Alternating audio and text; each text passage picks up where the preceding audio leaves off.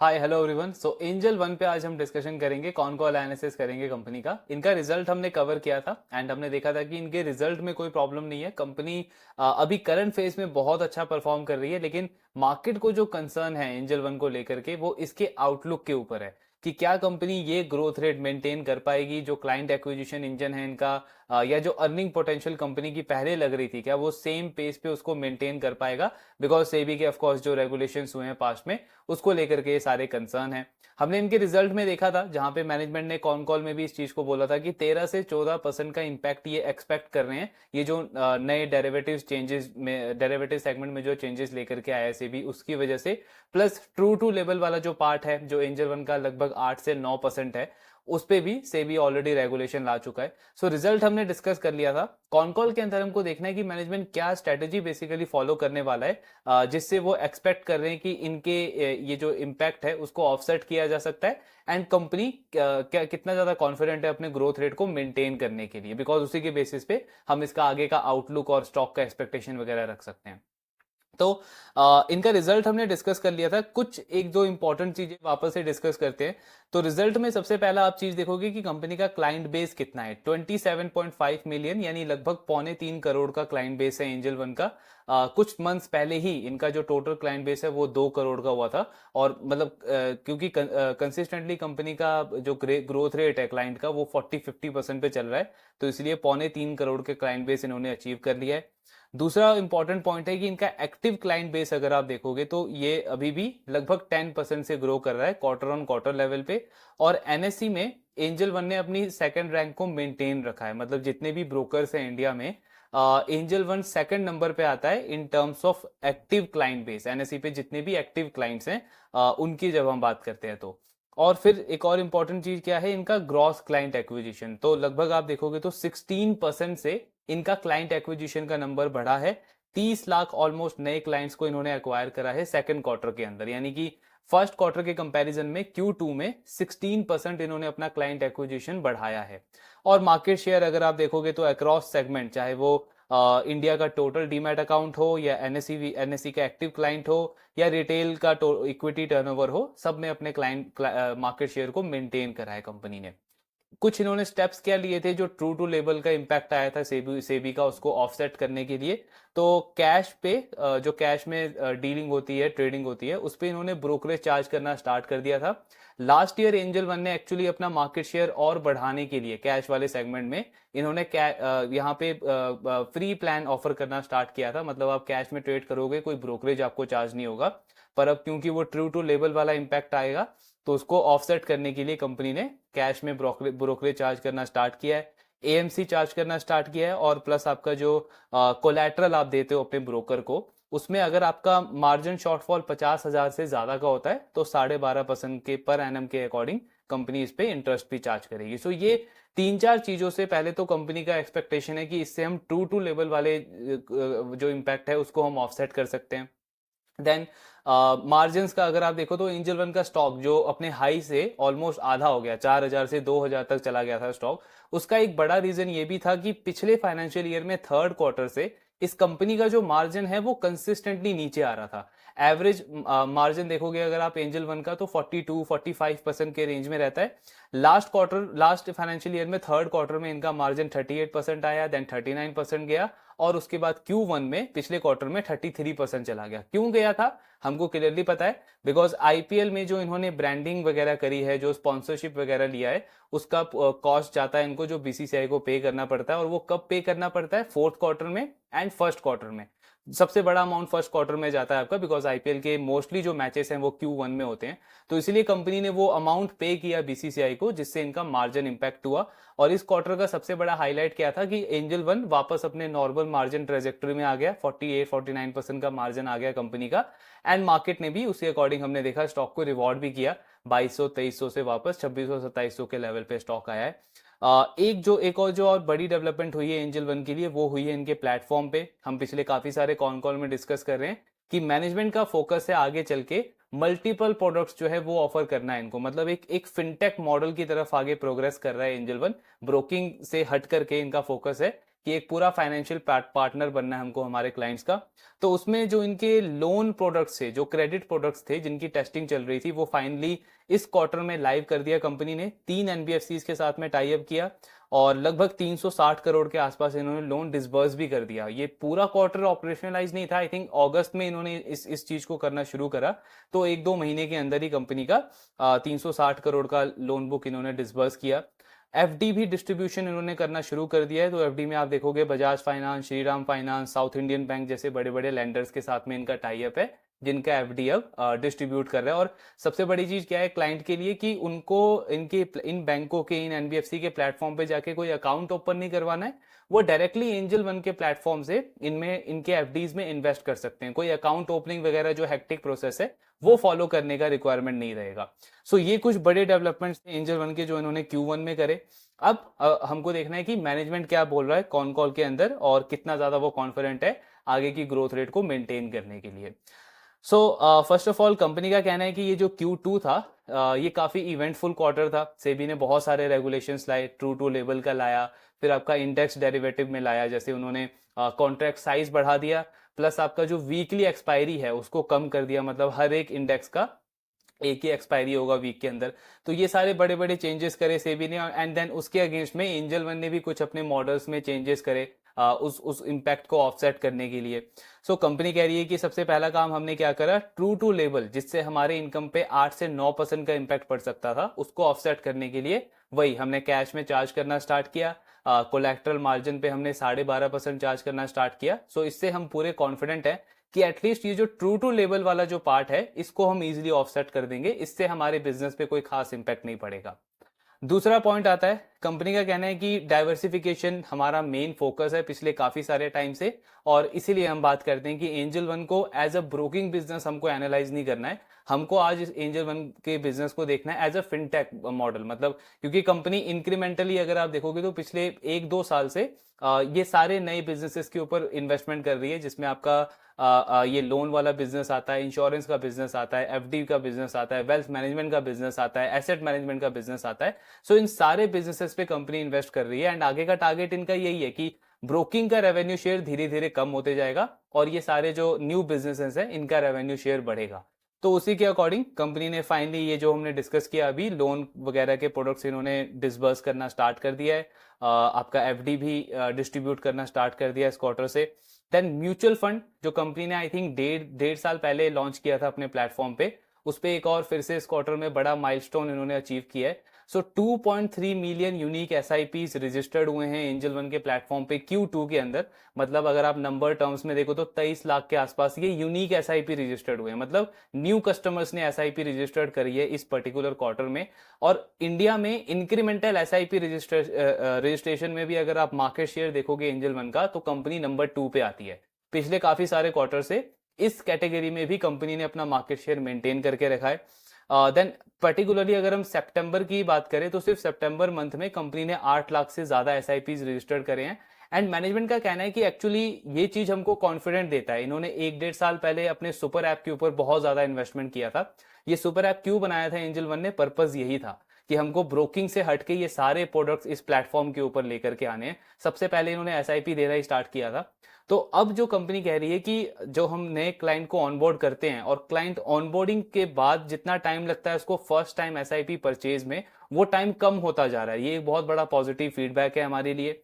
दूसरा point, number of customer जो first SIP से सेकंड एसआईपी कर रहे हैं वो भी बढ़ता जा रहा है, और नंबर 3 एसआईपी का अमाउंट भी बढ़ता जा रहा है। तो ये तीनों चीजें क्या शो कर रहा है कि जो क्लाइंट, जो कस्टमर हमारे प्लेटफॉर्म को यूज कर रहा है वो बहुत ज्यादा कंफर्टेबल फील कर रहा है, बहुत ज्यादा सेटिस्फाइड है। बिकॉज तभी आप किसी एक प्लेटफॉर्म के ऊपर एसआईपी स्टार्ट करते हो। एसआईपी कोई भी ट्रेडिंग के पॉइंट ऑफ व्यू से तो करता नहीं है कि आज किया कल बंद कर देना है। एसआईपी का मतलब क्या होता है कि आपको लॉन्ग टर्म देख रहे हो, आप 3 साल, 5 साल, 10 साल का व्यू लेकर के आप अपना इन्वेस्टमेंट प्लान कर रहे हो और उसके बाद आप एसआईपी स्टार्ट करते हो। तो ये नंबर क्यों बढ़ता जा रहा है एंजल वन का, तो ये एक्चुअली शो कर रहा है कि कंपनी का जो पूरा एफर्ट रहा है पिछले 1-2 साल में कि क्लाइंट का एंगेजमेंट बढ़ाना है, क्लाइंट का रिटेंशन बढ़ाना है, वो पे ऑफ कर रहा है इनके लिए काफी अच्छे से। देन इस प्रोडक्ट बास्केट को बढ़ाने का फोकस है, तो वही इन्होंने लैंडिंग वगैरह प्रोडक्ट सारे स्टार्ट कर दिए इसी के अकॉर्डिंग। देन कंपनी का कहना है कि अभी हमारा ऑनगोइंग एफर्ट जो है वो वेल्थ मैनेजमेंट के बिजनेस के ऊपर भी चल रहा है। हायरिंग वगैरह काफी एग्रेसिवली कर रहे हैं ये। आरएम्स वगैरह हायर कर रहे हैं। देन इनका टीयर 2 सिटी में फोकस है वेल्थ मैनेजमेंट को लेकर के। तो अगर आप नुवामा की मैनेजमेंट को सुनोगे या आनंद राठी की मैनेजमेंट को भी देखोगे, दोनों कंपनीज की मैनेजमेंट क्या बोलती है कि टीयर 2 में इंडिया में काफी अच्छी डिमांड है। जैसे नुवामा ने कुछ टाइम पहले इंदौर में ब्रांचेस वगैरह ओपन करे हैं, तो उनको बहुत अच्छा डिमांड आया, एचएनआईज एक्विजिशन उनका काफी फास्ट रहा। सिमिलरली एंजल वन भी टीयर 2 मार्केट को कैटर करने का ट्राई कर रहा है, बिकॉज इनका कहना है काफी अंडरसर्व्ड मार्केट है वहां पे। देन एसेट मैनेजमेंट का बिजनेस, आई डोंट नो क्या यहाँ पे चल रहा है एंजल वन का, बट काफी टाइम से इनको इसका अप्रूवल मिला नहीं है, ये अभी भी पेंडिंग में है। एंजल वन के बाद काफी सारे कंपनीज ने उसके लिए अप्लाई किया, उनको अप्रूवल मिल गया है, बट एंजल वन का अभी एएमसी बिजनेस का जो लाइसेंस है उसका अप्रूवल इनको आया नहीं है, सो उसमें अभी भी पेंडेंसी चल रही है। देन Q2 की अगर हम बात करें तो जैसे 30 लाख इन्होंने टोटल क्लाइंट्स एक्वायर करे हैं, इसमें से 90% जो क्लाइंट्स हैं वो टीयर 2, टीयर 3 एंड उसके बियॉन्ड सिटीज से आते हैं। इसका मतलब क्या है? अगर आप एंजल वन को पिछले कुछ टाइम से ट्रैक कर रहे हो, तो कंपनी का फोकस किस चीज के ऊपर है? Long term life time value देखती है कंपनी एक क्लाइंट से, पर कस्टमर से। तो कंपनी सिर्फ टीयर 1 या मेट्रो सिटी तक स्ट्रिक्ट नहीं होना चाहती है। इनका फोकस किसके ऊपर है? इनका फोकस है रियल भारत के ऊपर। बिकॉज हमको सबको पता है कि इक्विटी मार्केट में अंडर पेनेट्रेशन बहुत ही ज्यादा है, बहुत कम लोग हैं, हार्डली 4-5% आप इंडिया के टोटल फाइनेंशियल एसेट को देखोगे तो उतना सिर्फ 4-5% एलोकेशन है हमारा इक्विटी के अंदर, जब हम डायरेक्ट इक्विटी की बात करते हैं। तो उसमें ये अंडर पेनेट्रेशन और भी ज्यादा बढ़ जाता है जब आप टीयर 2, टीयर 3 सिटी की तरफ जाते हो। एंजल वन का टारगेट क्या है कि टीयर 2, टीयर 3 सिटीज में जल्दी से एक्सपैंड करना है, वहां के ऑडियंस को ऑनबोर्ड करना है हमको हमारे प्लेटफॉर्म के ऊपर।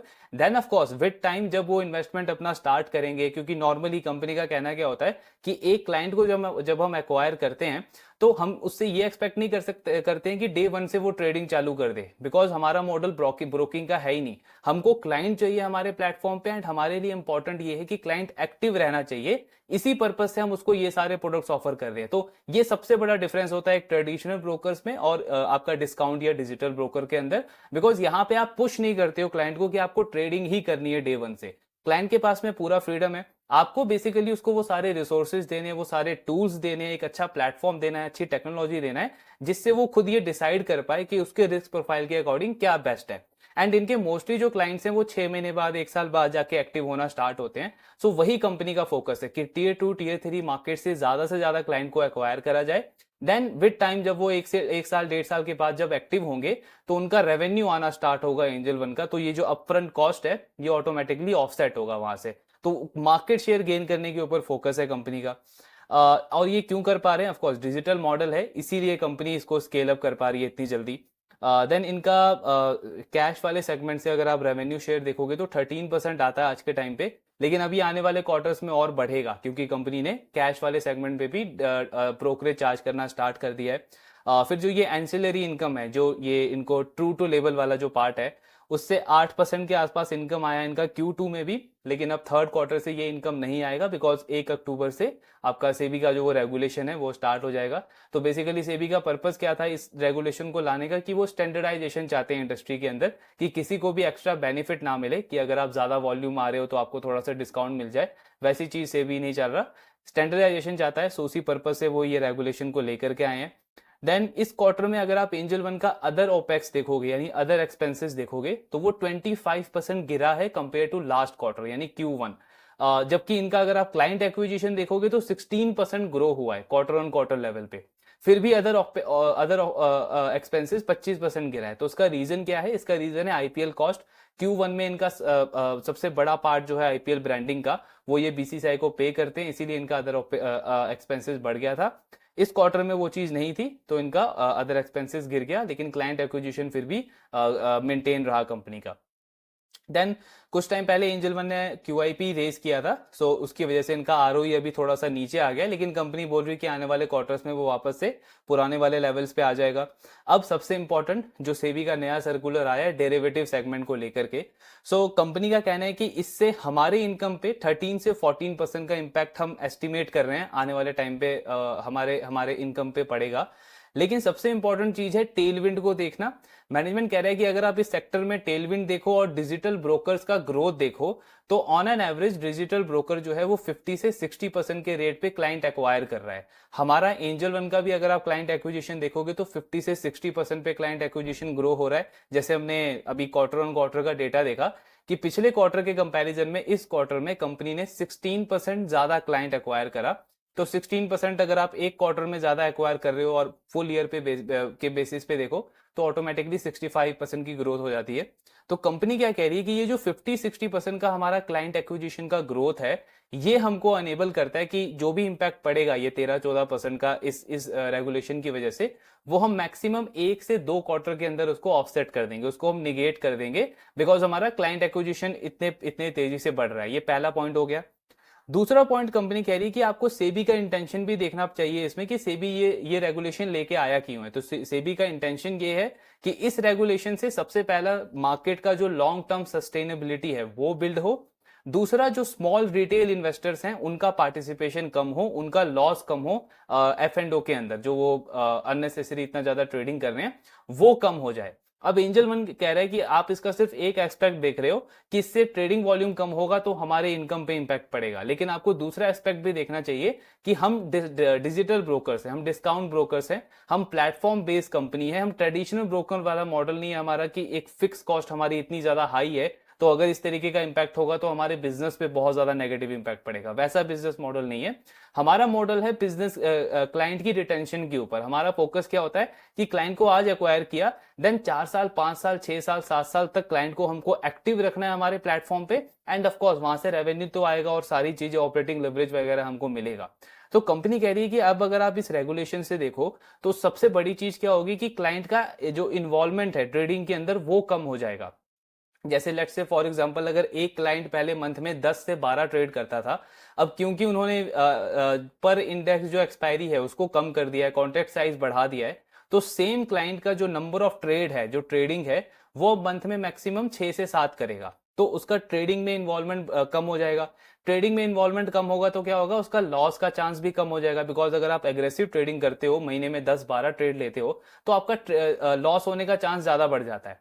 लेकिन यही अगर आपका ट्रेडिंग वॉल्यूम कम हो जाएगा तो आपका लॉस का चांसेस भी कम हो जाएगा, और जितना लॉस कम होगा उतना ज्यादा टाइम तक आप मोटिवेटेड रहते हो एंड मार्केट में एक्टिव रहते हो। तो कंपनी कह रही है कि हमारे लिए तो यही सबसे बेस्ट है, हमको यही चाहिए कि क्लाइंट एक्टिव रहे, बिकॉज अगर क्लाइंट एक्टिव रहेगा तो जो अभी हम कर रहे हैं और जो हमारा फ्यूचर प्लान है कि हमारे प्लेटफॉर्म पे इतने सारे प्रोडक्ट्स हमको ऑफर करने हैं, वो हम अच्छे से कर पाएंगे, एंड वही सेम क्लाइंट का हम ज्यादा वॉलेट शेयर गेन कर पाएंगे। अभी तो क्लाइंट क्या करता है, सिर्फ F&O में काम करता है, या ज्यादा से ज्यादा वो लॉन्ग टर्म इन्वेस्टिंग कर लेता है। लेकिन कल को चल के जैसे हम उसको SIP ऑफर कर रहे हैं, अभी कुछ टाइम बाद हम इंश्योरेंस देना स्टार्ट करेंगे, जिसमें health insurance, life insurance, general insurance, vehicle insurance, ये सारा कुछ आएगा आपका। फिर आपका इन्होंने लोन के प्रोडक्ट्स इन्होंने स्टार्ट कर दिए हैं, FD डिस्ट्रीब्यूशन करना स्टार्ट कर दिया है, खुद का AMC का बिजनेस आएगा, वेल्थ मैनेजमेंट का बिजनेस आएगा। तो कंपनी क्या कह रही है कि जब इतना बड़ा प्रोडक्ट बास्केट हमारा होता जाएगा फ्यूचर में, तो हमको नहीं चाहिए कि क्लाइंट F&O ही करे सिर्फ, हमको चाहिए कि क्लाइंट एक्टिव रहे। हमको तो उसका सारा फाइनेंशियल देखना है, हमको उसको सारे प्रोडक्ट्स ऑफर करने हैं, एंड इससे क्या होगा, पर क्लाइंट वॉलेट शेयर हमारा बढ़ता जाएगा। तो ये मैनेजमेंट का फोकस है। इनका कहना है कि सिर्फ आप एक एक्सपेक्ट मत देखो, आप इसका पूरा लॉन्ग टर्म बेनिफिट देखो। तो long term life time value जो है क्लाइंट की हमारे लिए, वो इस डिसीजन से, इस रेगुलेशन से बहुत ज्यादा बढ़ जाएगी। देन कंपनी कह रही है कि इसीलिए हम पूरी तरीके से ऑप्टिमिस्ट हैं इस डिसीजन को लेकर के, इस रेगुलेशन को लेकर के, और वही मल्टीपल प्रोडक्ट्स हम ऑफर कर रहे हैं तो हमको तो बेनिफिट होगा इससे। देन कंपनी कह रही कि प्लस अगर आप कॉस्ट के पॉइंट ऑफ व्यू से भी समझो तो हमारा कॉस्ट नहीं बढ़ने वाला इस सेबी के इस रेगुलेशन से। तो बेसिकली होता क्या है, जैसे आप मैन्युफैक्चरिंग कंपनी को देखते हो कि उनका एक मैन्युफैक्चरिंग प्लांट होता है, उनका एक फैसिलिटी होती है। जैसे फॉर एग्जांपल किसी एक मैन्युफैक्चरिंग कंपनी की कैपेसिटी है कि वो 1000 kg का कोई भी एक प्रोडक्ट जो है वो प्रोड्यूस कर सकता है। अब उनका एक यूटिलाइजेशन लेवल होता है, नॉर्मली हम देखते हैं 70-80% पे कंपनी यूटिलाइज करती है, ऑपरेट करती है। देन जैसे उनका यूटिलाइजेशन 90% क्रॉस करता है, वो एक्सपैंड करती है, नया मैन्युफैक्चरिंग फैसिलिटी बिल्ड करती है। सिमिलरली आप देखोगे ब्रोकिंग कंपनीज में, या जो आपकी मार्केट इंटरमीडिएट कंपनीज होती हैं जैसे BSE, CDSL, K fintech, camps, इन सब की भी एक कैपेसिटी होती है। कैपेसिटी किस चीज की होती है कि एक पर्टिकुलर टाइम पे आप अपने प्लेटफॉर्म पे मैक्सिमम कितना ट्रांजैक्शन जो है वो एब्जॉर्ब कर सकते हो। और सेबी की रेगुलेशन होती है कि ये सारी स्पेसिफिकली ब्रोकिंग कंपनीज के लिए कि ब्रोकिंग कंपनी कभी भी अपनी मैक्सिमम यूटिलाइजेशन जो है वो 45 या 50% के बीच में ही रखेगा, उसको क्रॉस नहीं करेगा। अब इंडस्ट्री में डिस्कशन क्या हो रहा है कि ये जो सेबी का रेगुलेशन आया है ये जो डेरिवेटिव को लेकर के, इससे ऑफ कोर्स एक तो आपका ट्रेडिंग वॉल्यूम घट जाएगा। ट्रेडिंग वॉल्यूम कितना घटने का बात हो रहा है, इंडस्ट्री में बात हो रही है कि 30-35% तक घटेगा, लेकिन एंजल वन की मैनेजमेंट का मानना है कि ये 20 से 22% तक घटेगा मैक्सिमम। अब जब आपका ट्रेडिंग वॉल्यूम 20 से 22% घट जाएगा तो इनका क्या होगा, एंजल वन का क्या होगा, यूटिलाइजेशन कम हो जाएगा। अभी ये 45-50% पे यूटिलाइज कर रहे हैं, यूटिलाइजेशन कम हो जाएगा, और वो जो यूटिलाइजेशन कम होगा उसका इंपैक्ट कंपनी देख रही है कि 13 से 14% पड़ेगा हमारे इनकम के ऊपर। तो उसको ये मैनेज करने के लिए तैयार है, जो इनका 50-60% का क्लाइंट एक्विजिशन का इंजन चल रहा है। मैनेजमेंट कह रहा है कि अगर ये इसी रेंज में रहता है, मतलब 13-14% की रेंज में रहता है, तब तो हमारा कोई कॉस्ट नहीं बढ़ने वाला, हम इसको इजिली मैनेज कर लेंगे, बिकॉज हम 1-2 क्वार्टर के अंदर ही न्यू कैपेसिटी लेके आ जाएंगे, नए क्लाइंट आएंगे और वो वापस से ट्रेड करना चालू होंगे, तो वो हमारा ऑफसेट हो जाएगा। प्रॉब्लम तब होगा जब इनका ये जो इंपैक्ट है वो 13-14% से ज्यादा हो जाएगा। लेट्स से मैनेजमेंट एक्सपेक्ट करिए कि 20-22% से ट्रेडिंग वॉल्यूम घटेगा, लेकिन ट्रेडिंग वॉल्यूम अगर 30-35% से घट जाता है, तब आप देखोगे कि इनका जो इनकम के ऊपर जो इंपैक्ट है वो 13-14% से ज्यादा होने लगेगा। और जब 13-14% से ज्यादा इंपैक्ट होगा, तब भी मैनेजमेंट कह रही है कि हमारे पास प्लान बी है, मतलब हमारे पास और मल्टीपल लीवर्स हैं जिनको हम यूज कर सकते हैं। जैसे जैसे इनके पास प्राइसिंग को ये ट्वीक कर सकते हैं, मतलब किसी ट्रेड के ऊपर ये 5 रुपए 10 रुपए थोड़ा सा प्राइसिंग बढ़ा सकते हैं, उसको ट्वीक कर सकते हैं। कंपनी कह रही है कि हमारे पास इतनी इलास्टिसिटी है, इनफैक्ट बड़े बड़े डिजिटल ब्रोकर्स के पास में ये प्राइसिंग की इलास्टिसिटी है कि 5 रुपए 10 रुपए ट्रेड को बढ़ा करके वो उसको मैनेज कर सकते हैं। तो ये प्लान बी हो गया, लेकिन मैनेजमेंट कह रहा है कि उसकी जरूरत हमको लगती नहीं है आज की, उसकी जरूरत हमको पड़ेगी, बिकॉज ये 13-14% का इंपैक्ट जो है वो हमारा क्लाइंट एक्विजिशन इंजन से बहुत इजीली ऑफसेट कर सकते हैं हम। सो ये पूरा प्लान है एंजल वन का। देन कंपनी कह रही है कि मतलब पॉइंट ही आता है कि अगर आप प्राइसिंग वाले फेज पे जाओगे, मतलब अगर आप प्राइस बढ़ाओगे 5 रुपए 10 रुपए, तो क्या आपके कस्टमर के ऊपर इंपैक्ट पड़ेगा? मैनेजमेंट का कहना है कि बिल्कुल नहीं, बिकॉज हमारे जो कस्टमर्स है या जो डिजिटल ब्रोकर्स के जो कस्टमर हैं वो इतने ज्यादा प्राइस सेंसिटिव नहीं है। सबसे पहला पॉइंट तो ये कि डिजिटल ब्रोकर और ट्रेडिशनल ब्रोकर के बीच में जो प्राइसिंग का डिफरेंस है वो बहुत ज्यादा है, और हमारे जो कस्टमर्स हैं डिजिटल डिस्काउंट ब्रोकर्स के जो कस्टमर्स हैं वो प्राइस सेंसिटिव नहीं है कि 5-10 रुपए के लिए वो अपना प्लेटफॉर्म चेंज कर दे, पूरा नया अकाउंट वापस से ओपन वगैरह करें। उनको क्या चाहिए, उनको एक अच्छी टेक्नोलॉजी चाहिए, एक अच्छा प्लेटफॉर्म चाहिए, कन्वीनियंस चाहिए, सारे रिसोर्सेज टूल्स उनके पास अवेलेबल होना चाहिए, और ये सब हमने इतने सालों में उनको प्रोवाइड करके दिया है। हमारा अगर आप हमारे प्लेटफॉर्म पे जो on an average trading volume होता था 4 साल पहले, और आज देखोगे तो उसमें बहुत बड़ा ग्रोथ आया है। स्टिल हमारे क्लाइंट बेस बढ़ा है, उसके बाद भी हमने इन सारी चीजों को मैनेज किया है। तो हमारा क्लाइंट पूरी तरीके से सेटिस्फाइड है हमारे प्लेटफॉर्म से, कोई टेक्निकल ग्लिचेस वगैरह की प्रॉब्लम नहीं आती है, ऑन टाइम ट्रेड होता है, सब कुछ सारी फैसिलिटी अवेलेबल है। उसको 5 रुपए 10 रुपए ज्यादा पे करने में उसको कोई प्रॉब्लम नहीं है, जब तक ये सारी चीजें उसको मिल रही हैं। तो मैनेजमेंट ओवरऑल काफी कॉन्फिडेंट है कि प्राइसिंग थोड़ा बहुत ट्वीक करने से, 5 रुपए 10 रुपए ट्वीक करने से हमारे बिजनेस में कोई खास इंपैक्ट नहीं आने वाला। लेकिन ये भी तब करेंगे अगर इनका जो एक्विजिशन वाला पार्ट है 50-60% से जो बढ़ रहा है, उसके बाद भी अगर ये मैनेज नहीं कर पाए उस 13-14% के इंपैक्ट को, तब कंपनी ये सारे लीवर्स को यूज करेगी। सो अभी इस तरीके का पूरा प्लान है कंपनी का। देन कंपनी कह रही है ओवरऑल हम सुपर बुलिश हैं हमारे सुपर ऐप को लेकर के, बिकॉज 1-2 साल पहले जो हमने इतना इन्वेस्टमेंट किया और सुपर ऐप को बिल्ड किया, उसके पीछे का पर्पज ही यही था कि आगे चल के हमको पूरा फाइनेंशियल बास्केट ऑफर करना है हमारे क्लाइंट को, एक पूरा उनका फाइनेंशियल पार्टनर बनना है उनकी फाइनेंशियल जर्नी के अंदर। देन वेल्थ मैनेजमेंट बिजनेस में भी ये काफ़ी सारी चीज़ें कर रही हैं। कंटेंट मार्केटिंग पे अभी कंपनी काम कर रही है कि डिफरेंट डिफरेंट एसेट क्लासेस में क्या चल रहा है, ये सारा इनके, अगर आप इनका सोशल मीडिया ट्रैक करोगे तो उस पर सारे ये चीज़ें कंपनी अभी कंटेंट वाइज डाल रही है। एंड आगे इनका कहना है कि 1 से 2 महीने में जो रिलेशनशिप मैनेजर की जो टीम है हमारी वेल्थ मैनेजमेंट की, वो रेडी हो जाएगी, एंड देन आगे हम इसका ग्रोथ वगैरह स्टार्ट करेंगे। अपने जो इनका सब ब्रोकिंग का बिजनेस है उसको भी लेकर के कंपनी बहुत कॉन्फिडेंट है। इनका कहना है कि सब ब्रोकिंग वाला बिजनेस का जो ग्रोथ है वो भी हमारे डिजिटल बिजनेस की ग्रोथ को मैच करेगा आगे चल के। प्लस सब ब्रोकिंग में भी कंपनी मतलब ये सारे प्रोडक्ट्स ऑफर करेगी, जिसमें आपका एफडी, इंश्योरेंस, आपका लोन, ये सारे प्रोडक्ट्स कंपनी ऑफर करेगी आगे चल के। देन कंपनी का कहना है अगेन वही कि एफ एंड ओ से जो भी इम्पैक्ट पड़ेगा उसको हम अच्छे से ऑफसेट कर लेंगे। प्लस इनका जो एनबीएफसी वाला डिवीजन है, मतलब जो ये लोन डिसबर्स कर रहे हैं अभी एनबीएफसी के साथ में टाई अप करके, उसमें एंजल वन का इनकम कैसे आता है, तो जब भी कोई लोन लेता है कोई कस्टमर इनका, तो उसमें इनको फी इनकम मिलता है, एक कमीशन बोल लो आप या फी इनकम बोल लो, वो इनको मिलता है। आगे इसका अगर आप देखोगे ट्रेजेक्टरी कैसे रहेगा, तो मैनेजमेंट कह रहा है कि एक कस्टमर को जब हम एक्वायर करते हैं और वो 3 साल 5 साल 7 साल तक हमारे प्लेटफॉर्म पे रहता है, तो इस पूरे ड्यूरेशन में जब भी उसको लोन की रिक्वायरमेंट होगी, तो चाहे एक बार 2 बार 3 बार जितनी बार भी वो लोन लेगा, हर बार एंजल वन को उसका कमीशन आएगा या एक फी इनकम आएगा। तो क्लाइंट एक्विजिशन कॉस्ट जो है वो वन टाइम रहेगा हमारा। वो आया किस लिए, वो आया है ब्रोकिंग के लिए, लेकिन ब्रोकिंग के साथ में जब भी वो लोन को लेकर के कोई भी प्रोडक्ट लेगा, तो हमारा इनकम जो है वो लाइफ टाइम जुड़ जाएगा उसके साथ में। सेम चीज होगी इंश्योरेंस के साथ भी, सेम चीज होगी इंश्योरेंस में भी, health insurance, life insurance, vehicle insurance, ये सारा।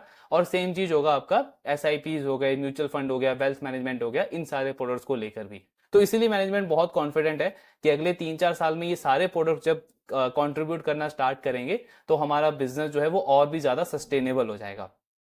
देन कंपनी कह रही है कि न्यू बिजनेसेस पे जो हम इम्पैक्ट जो इन्वेस्ट कर रहे हैं अभी, उससे 1.5 से 2% का इम्पैक्ट पड़ रहा है हमारे मार्जिन के ऊपर। तो अगर वो इन्वेस्टमेंट नहीं होता तो हमारे मार्जिन और भी ज्यादा बेटर होते, लेकिन आपको 1-2 साल के अंदर उन बिजनेसेस का कंट्रीब्यूशन दिखना शुरू होगा, पहले टॉप लाइन के अंदर, देन ऑफकोर्स आपको बॉटम लाइन में उसका इम्पैक्ट दिखेगा।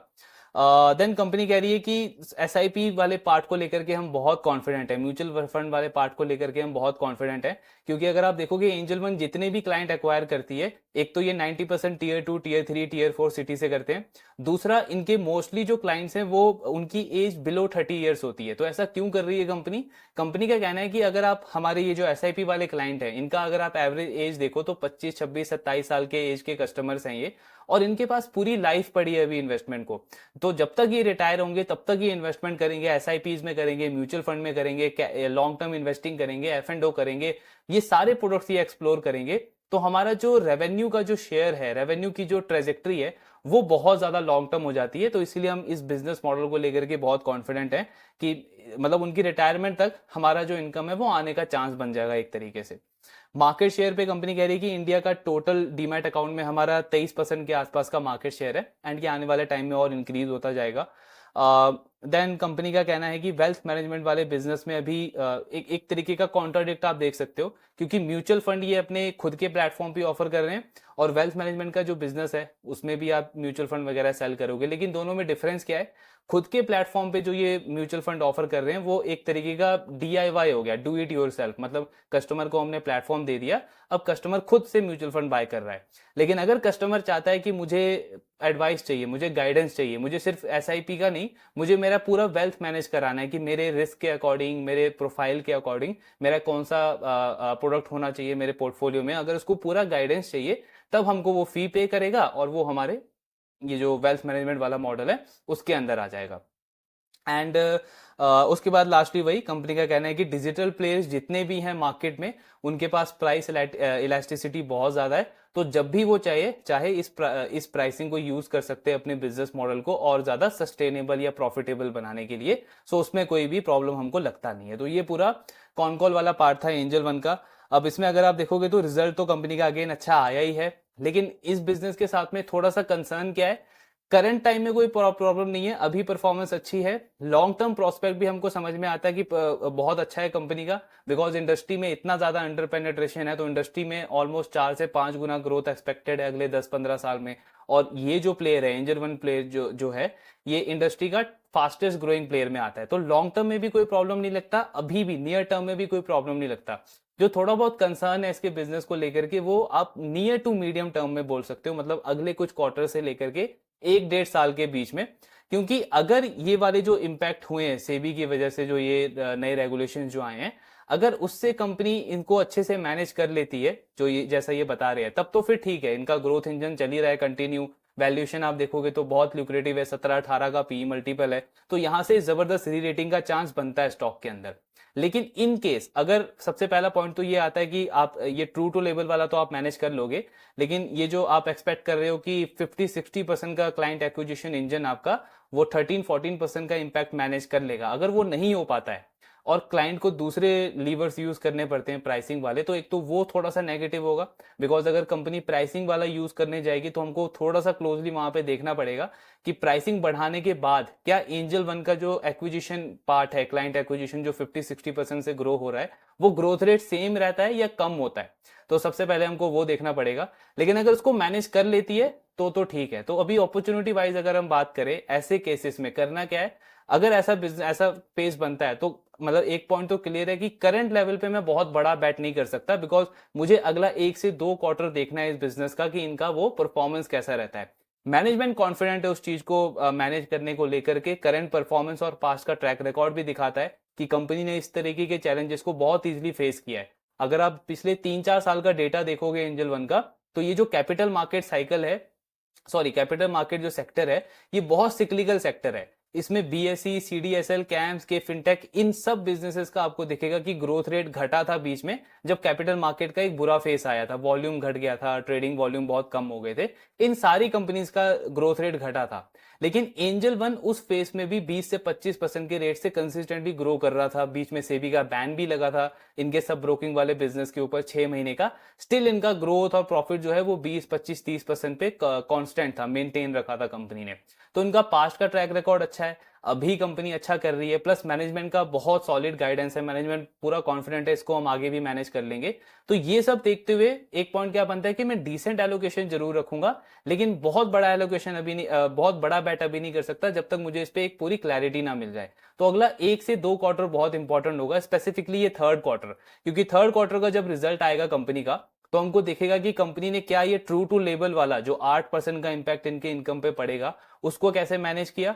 दूसरा, 20 नवंबर से ये सारे रेगुलेशन स्टार्ट हो गए हैं सेबी के, ये जो वीकली एक्सपायरी हुआ है, कॉन्ट्रैक्ट साइज जो बढ़ा है, ये 20 नवंबर से स्टार्ट हो गया है। तो पूरा 1.5 महीना इनकी इनकम के ऊपर कैसा इंपैक्ट पड़ा, और तब मैनेजमेंट कितना कॉन्फिडेंट साउंड करता है कि उसको ये मैनेज कर पाएगा या नहीं कर पाएगा। तो Q3 का रिजल्ट तो एटलीस्ट बहुत क्रूशियल होगा कंपनी के लिए। अगर वहां पे ठीक रहा सब कुछ और मैनेजमेंट ने अगेन उस गाइडेंस को मेंटेन करा, उस केस में मैं क्या करूंगा, अपना एलोकेशन और बढ़ाऊंगा।